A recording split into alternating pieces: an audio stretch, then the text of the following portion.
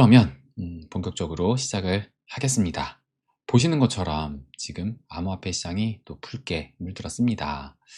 가장 중요한 것이 비트코인인데 비트코인이 힘을 쓰지를 못하고 있습니다. 그래서 지금 뭐 미증시와는 반대로 가고 있어가지고 제가 며칠 전에 말씀드렸던 가장 최악의 상황이 미증시와 디커플링 되는 그런 흐름이다 라고 말씀을 또 드렸습니다. 그럼 지금이 이제 정말 리커플링으로 가는 건지 한번 살펴보도록 하겠습니다. 먼저 단기 흐름부터 보시면 비트코인 1시간 봉입니다. 그래서 월요일이었어요. 이때가 월요일날 기대를 하게 만들었는데 뻗어나가야 되는데 결국엔 눌렸고 그 이후로 지금 쭉쭉쭉쭉 떨어지면서 어제도 살짝 올라가는가 싶더니만 그죠? 어제도 뭔가 버거타임 때 그래도 조금 올라가려나 싶더니만 머지않아서 얼마 가지 못해서 이렇게 하락을 하면서 지금도 단기적으로도 하락 추세를 보이고 있습니다. 그래서 현재는 87.2K 정도 그죠? 요 87K가 지금 한 그 지지대 역할을 하고 있는데 이것이 계속 지켜줄지 또 지켜봐야 됩니다. 그래서 일봉상 보시게 되면은 참 여기 뚫기가 그렇게 힘들다.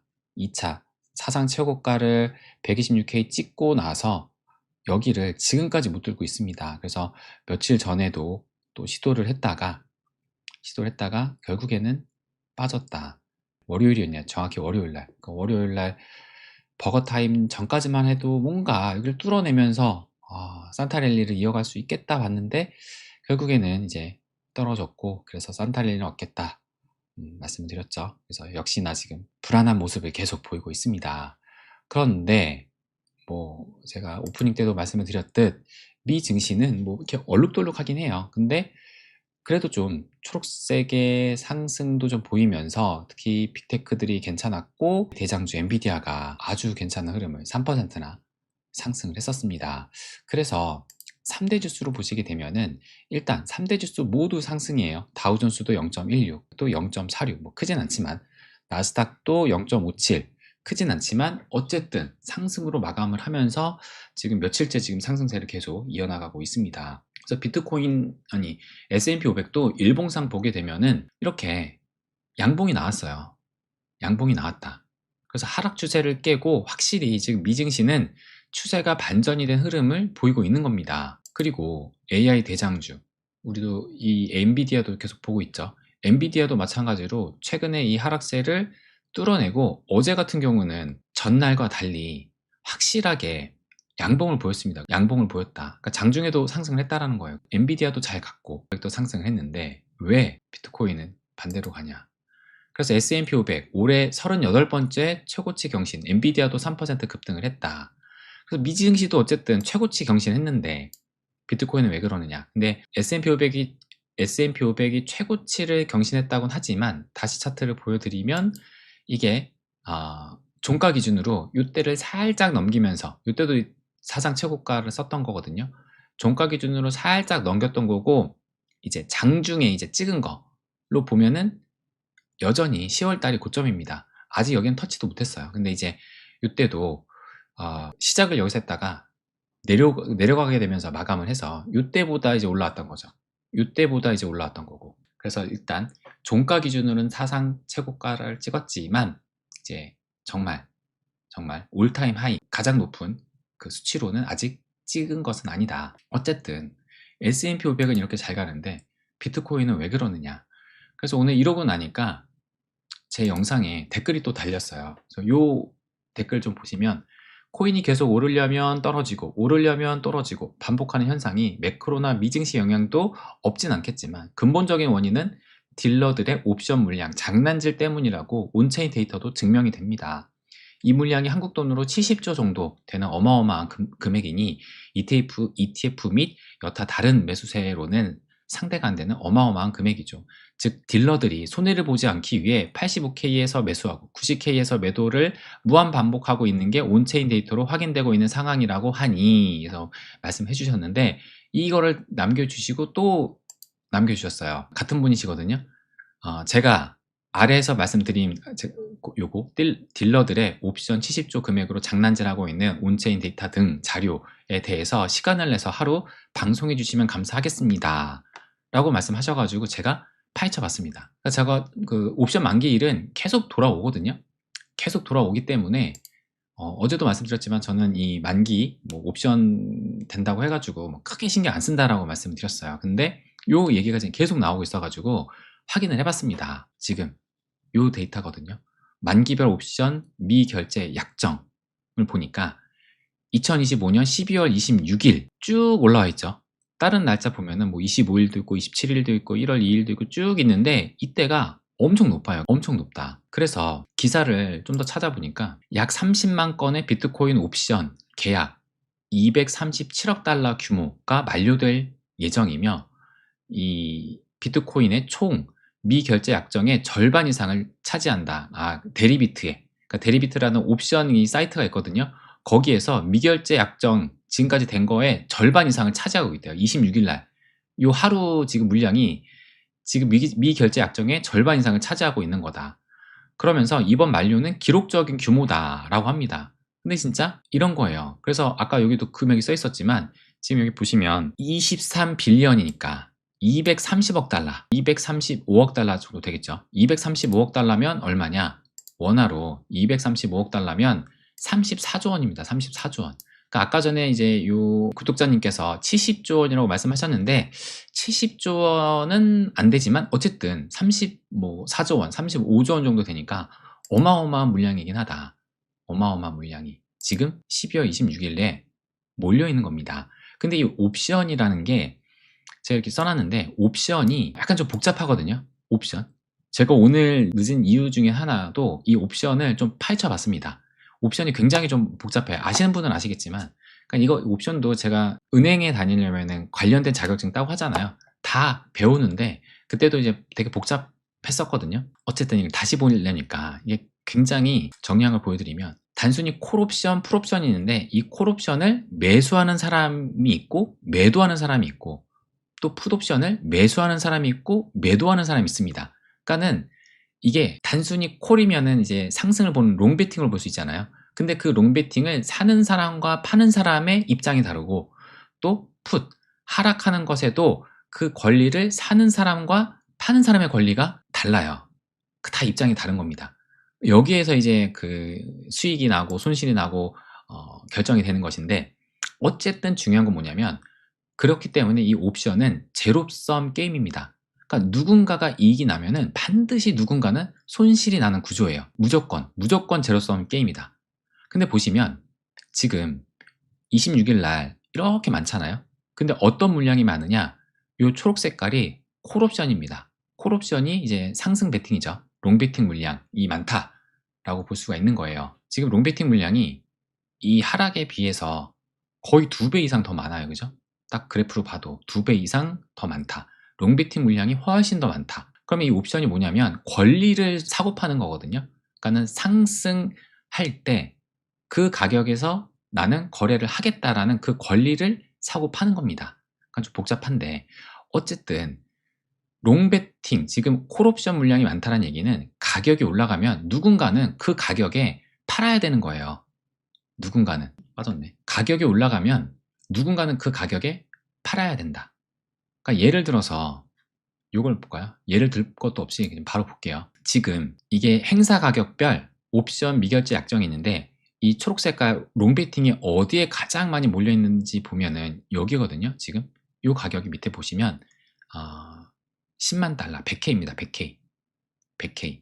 그러면은 이제 만약에 잠깐 보여드리면 이 콜옵션은 이제 상승 베팅자죠. 그것을 그 매수한 사람들 100K에 나는 100K에 사겠다라는 거예요. 나는 100K에 살 권리를 매수를 한 겁니다. 콜옵션 매수자가.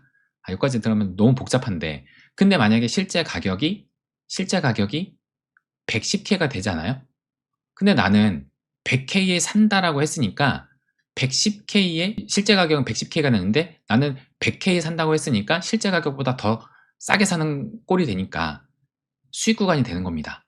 근데 만약에 100K에 살 권리를 사는데 실제 가격이 떨어졌어요. 그런데 시장에서 더 싸게 살 수 있기 때문에 이 사람은 권리를 포기하게 됩니다. 프리미엄 값도 있긴 한데 어쨌든 이런 구조로 나가는데 이걸 설명하면 너무 길어지니까 그냥 이거는 설명을 말씀 안 드릴게요. 중요한 것은 뭐냐면 지금 100K에 몰려 있거든요. 100K에. 중요한 건 뭐냐면 아까 제가 말씀드렸지만 가격이 올라가면 누군가는 그 가격에 팔아야 되는 겁니다. 그러니까 만약에 100K에 실제로 가격이 100K에 올라가면은 100K에 팔아야 된다는 얘기예요. 만약에 비트코인 가격이 110K에 가잖아요. 근데 나는 100K에 판다라고 했기 때문에 실제 가격은 110K인데도 불구하고 100K에 손해보고선 팔아야 된다는 얘기입니다. 그런데 이게 누가 파는 걸까? 그럼 만약에 가격이 올라가면 그 가격에, 그 올라간 가격에, 가격이 올라가면 그 가격에 팔아야 되는 건데, 그럼 누가 파는 거냐? 요게 중요하거든요. 요게 뭐냐면, 요걸 볼게요. 제가 좀 복잡하다 그랬죠. 콜옵션을 산 사람이 있고, 콜옵션을 판 사람이 있습니다. 풋옵션을 산 사람이 있고, 풋옵션을 판 사람이 있어요. 그러면은 지금, 아까 전에 제가 말씀드린 게 이 콜옵션을 판 사람이거든요. 콜옵션을 판 사람. 그러니까 이것을 숏콜이라고 하는데, 가격이 올라가게 되면은 내가 만약에 예를 들어서 가격이 지금 100K에 딱 약정을 했어요. 100K에 약정을 했는데 110K 가격이 올라가게 되면 100K에 약정을 했기 때문에 무조건 100K에 팔아야 되는 겁니다. 이 콜 판 사람이. 그것을 숏콜이라는데 실제 시장에서 누가 숏콜을 많이 하냐? 그게 누가 하냐면 마켓 메이커나 딜러나 대형 기관이 한다라고 합니다. 그러니까는 옵션에서 이런 대형 기관들이나 딜러는 어떻게 수익을 내냐면 프리미엄을 모으는 거거든요. 건건 자체가 무한대 상승이 하는 게 아니라 프리미엄만 먹는 거예요. 조금씩 조금씩 먹는 거예요. 그걸로 해가지고 수익을 내는데, 근데 만약에 얘네들이 예측을 잘못해가지고 시장이 반대로 가버린다. 그러면은 손실이 무제한으로 커지게 됩니다. 올라가는 만큼 커지게 되는 거예요. 이 사람이.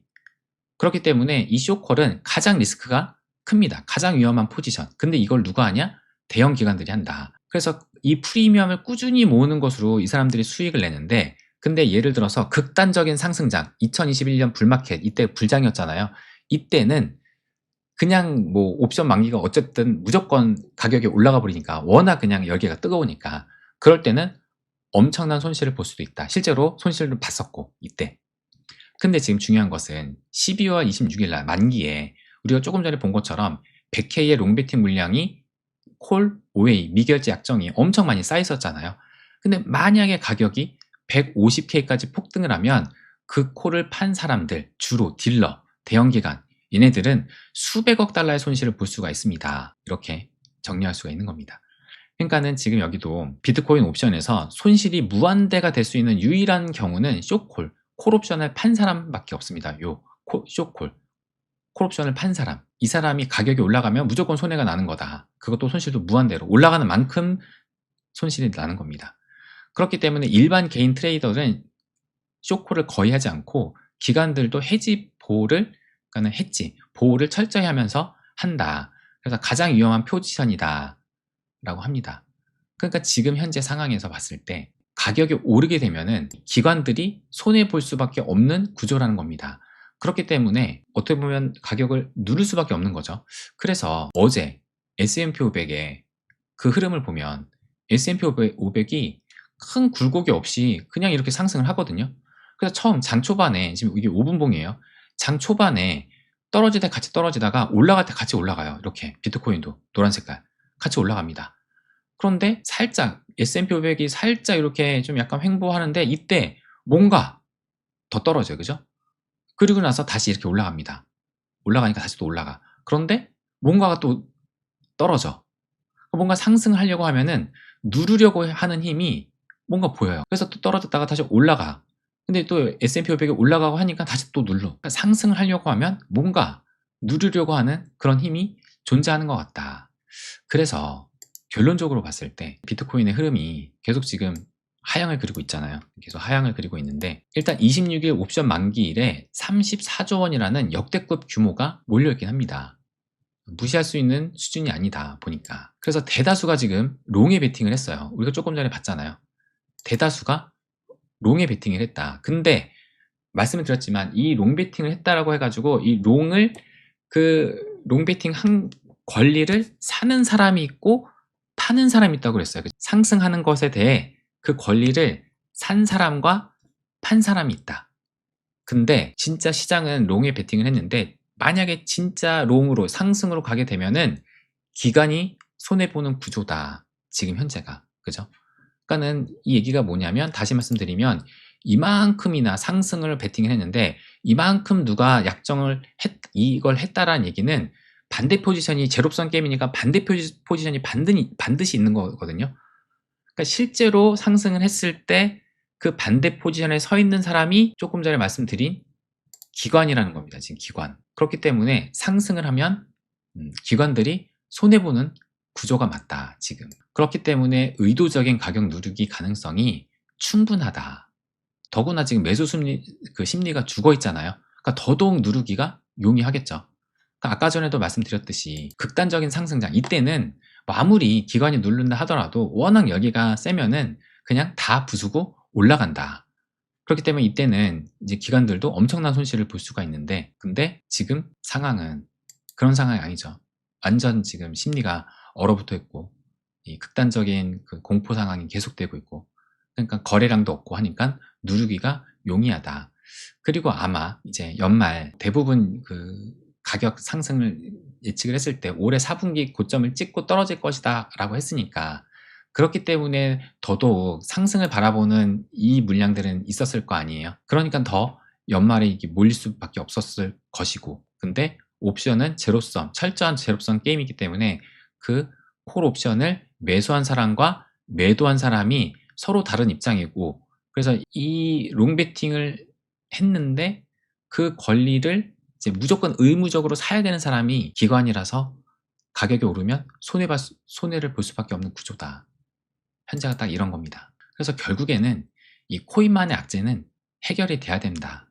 그래서 26일이 지금 많이 몰려 있다라고 하잖아요. 많이 몰려 있다. 아까 전에 걸 다시 한번 볼까요? 이걸 보시면 현재 만기별 거래량이 또 있거든요. 만기별 거래량. 이거 다시 행사 가격을 보게 되면 콜 옵션은 10만 달러에 몰려 있고 이제 이 풋 옵션은 85K에 몰려 있습니다. 85K에. 그렇기 때문에 지금 한 87K 정도에서 움직이고 있는데 여기 몰려 있다라고 해서 반드시 이 가격 간다 이런 건 또 아닙니다.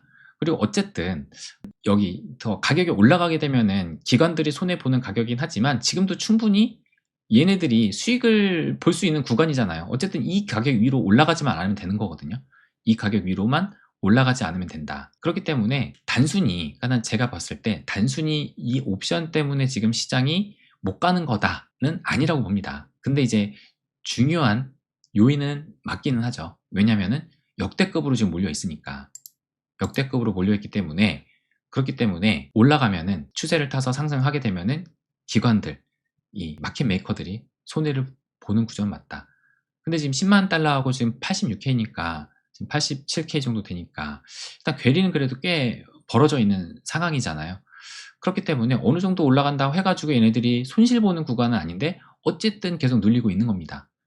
그 상승 시기를 안 타려고 하는 건지 한 불 붙으면은 더 이제 불타오를 수 있으니까 아예 그 산타랠리를 억누르기 위해서 뭐 그런 건지 모르겠지만 어쨌든 억누르는 건 맞고 단순히 이것만이 하락의 원인이냐 일단 26일이 뭐 내일 모레니까 이틀 뒤면 뭐 알게 되겠죠. 그래서 이 옵션 만기일이 끝나고 나서 그 반등이 나올까? 그거는 지켜봐야 된다.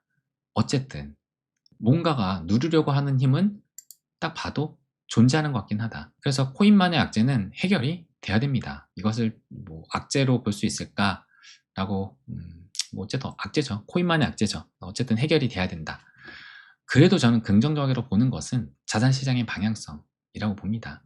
그래서 미증시, 제가 계속 강조해서 말씀을 드리지만 미증시는 상승으로 가고 있잖아요. 지금 미증시는 상승으로 가고 있다. 그리고 이 미증시는 추세를 꺾고 상승 가고 있는데 근데 아직 이제 시원하게 돌파한 게 아니고 그리고 이 엔비디아도 일단 이 박스권도 넘어섰습니다. 넘어섰는데 그런데 일단 그 여기를 넘어야 됩니다. 그죠? 그래서 제가 말씀드렸던 것이 엔비디아를 비롯한 AI 관련주들이 제대로 반등세를 보이고 그 힘에 의해서 S&P 500과 나스닥이 새로운 역사를 써갈 때 비트코인도 찐 반등장으로 갈 수 있다. 근데 이제 엔비디아가 이제 박스권을 넘어섰으니까 더 가긴 해야 된다. 그래서 전반적인 시장을 좀 더 달궈질 필요는 있다. 그 과정 속에 지금 미 증시 있는 것이고 아직 비트코인은 그 과정이 아니다. 하지만 제가 말씀드렸던 것이 이 하락 추세에 있을 때 거의 지금 가까이 있으니까, 그래서 어제도 말씀드렸던 것이 이 새해로 넘어가게 되면서 여기를 돌파하는 흐름이 나오면서 일단 새해도 되고 새로운 또 의미를 부여할 수 있는 그런 분위기 반전의 가능성도 있지 않을까 봅니다. 그래서 일단 당장 이 옵션 만기일 26일이라고 하니까 26일 지나고 나서 어찌 되는지 한번 봐야겠다. 어쨌든 무시할 수 있는 규모는 아니다 라고 볼 수 있을 것 같습니다. 그러면 또 여러분들의 말씀을 보고 보도록 하겠습니다. 그러면 이제 리플 내년 3, 4월 말씀하시는데 한번 볼까요? 리플도 2744원까지 다시 또 내려왔습니다. 일봉도 계속 이렇게 떨어지고 있고, 이때가 저점이 2632원이었거든요. 2600원대 찍고 올라왔던 건데, 이때가 딱 지난주 금요일이었죠. 근데 지금 아직 그 저점을 깨진 않았지만 계속 뭔가 불안한 움직임을 보이고 있습니다. 그래서 주봉상을 봐도 계속 중간에 한번 양봉이 있고 연속해서 지금 양봉이 없을 정도로 추세가 하락 추세다.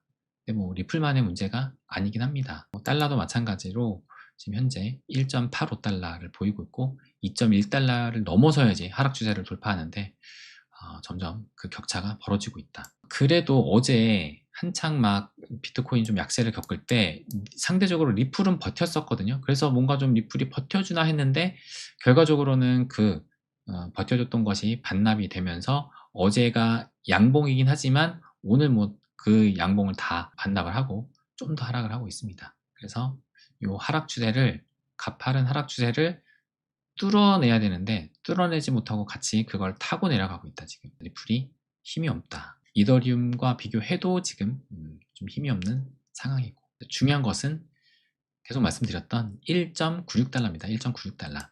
1.96달러를 회복을 하느냐 마느냐, 월봉 마감 전까지. 이제 오늘이 24일이니까 딱 일주일 남았네요. 딱 일주일. 다음 주 31일이 수요일입니다. 다음 주 31일이 수요일이니까 딱 일주일 정도 남았다. 그래서 아직 시간이, 아까 이동수님도 말씀하셨지만 아직 시간이 없는 건 아니다. 상승만 제대로 나오면 하루만 해도 1.85에서 1.96 가는 거는 나올 수 있다. 하루만 해도 갈 수 있다. 근데 이 추세 전환이 되는 게 중요한데 그 추세 전환이 이제 26일이 될 수 있을지를 봐야겠죠.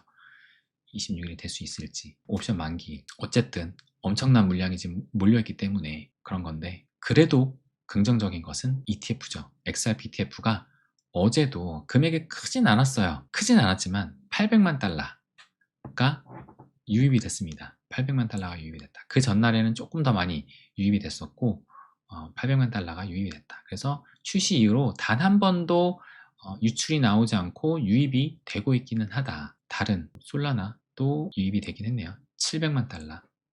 도지 안 들어왔고, 링크는 오랜만에 들어왔네요. 링크 한 200만 달러 정도. 근데 이게 어제자가 아니네요.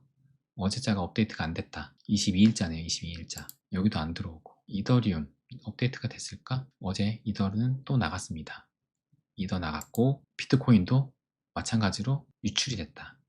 그런데 XRP는 금액은 작지만 어쨌든 들어오고 있다. 확실히 수요는 있긴 합니다. 수요는 있다. 그래서 많이 아쉽지만 제가 말씀을 드렸던 가장 어두운 시기를 지나야 되긴 합니다. 지금이 그 어두운 시기고, 그렇기 때문에 누군가에게는 기회가 될 수 있겠죠. 지금 이 시기가 저처럼 수량을 다 모은 사람에게는 지금 구간이 참 지루하고 또 힘든 구간이고 하지만, 아직 수량을 모으지 않고 단순히 가격 흐름을 보는 것이 아니라 장기적인 앞으로의 XRP의 미래를 본다면 아마 지금도 계속 수량을 모으려고 하고 계실 겁니다. 그렇기 때문에 그분들에게는 기회의 지금 시기가 지나고 있는데, 단 분할로 접근을 해야 됩니다. 분할로 접근을 해야 된다. 20월선을 다시 한번 터치를 할까요? 20월선이 101.81달러인데 지금 1.85거든요. 20월선을 다시 한번 터치를 할 수 있을지. 어쨌든 20월선을 또 깨져서 마감하면 안 되는 거고, 이때도 20월선을 터치하고 올라갔었기 때문에 깨지면 안 됩니다. 일단 1.96도 깨지면 안 되지만 1.81도 더더욱 깨지면 안 된다. 어쨌든 이제 중요한 시기에 어떻게 보면 그 데드라인은 다가오고 있는데 장세가 굉장히 좀 불안하죠.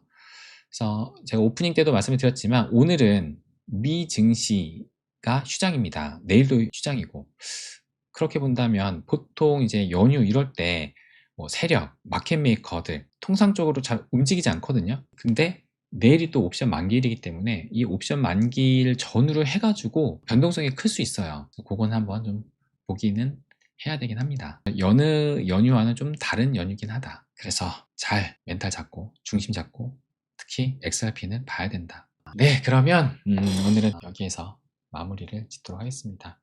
일단 크리스마스인데 참 좋은 흐름이 나왔으면 좋겠지만 시장이 참 우리한테 긍정적으로 흐르지만은 않네요. 그래서 산타랠리가 있었으면 좋겠지만 일단 월요일날 흐름을 보고 산타랠리가 없구나 라고 말씀을 드렸습니다. 하지만 이제 26일 날 또 옵션 만기일이 끝나면 모르죠. 저는 뭐 26일 딱 끝났다고 해가지고 바로 상승 전환되냐? 쉽지 않다고 봅니다.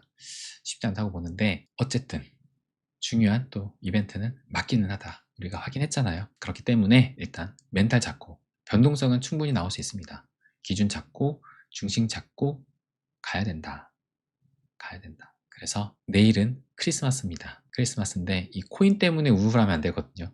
코인 때문에 우울해하지 마시고 덥고 어차피 내가 걱정하지 않나 코인은 알아서 흐를 겁니다. 그리고 때가 되면 다시 갈 겁니다. 코인만의 악재, 뭐 이것을 악재로 볼 수는 없지만 어쨌든 그거 다 시간이 해결해 줍니다. 시간이 해결해 주고 또 때 되면은 좋은 흐름 나올 겁니다. 영원한 상승도 없지만 영원한 하락도 없다. 그렇기 때문에 이 시장의 성장을 믿는다면 그냥 가는 거다. 그리고 내가 이 시장의 성장에 올라타려면 의미 있는 수량을 모아가지고 그 때가 올 때까지 기다리면 됩니다. 그래서 그 때를 기다리는 사람, 의미 있는 수량을 모으는 사람한테는 지금 이 시기가 굉장히 좋은 시기다. 어쨌든 내가 수량에 집중해서 사팔필패, 사고팔고 하지 말고 대간필승, 큰 그림 보고 가는 것이 저는 중요하다라는 것을 말씀을 드리고 싶습니다. 그래서 오늘 크리스마스 이브인 만큼 또 자녀들 있으시면 자녀들에게 또 좋은 추억을 남겨주시고 또 내일은 가족과 즐거운 이 크리스마스 성탄절을 보내시기를 말씀을 또 드리고 싶습니다. 그러면 오늘은 여기에서 마무리를 짓도록 하겠습니다.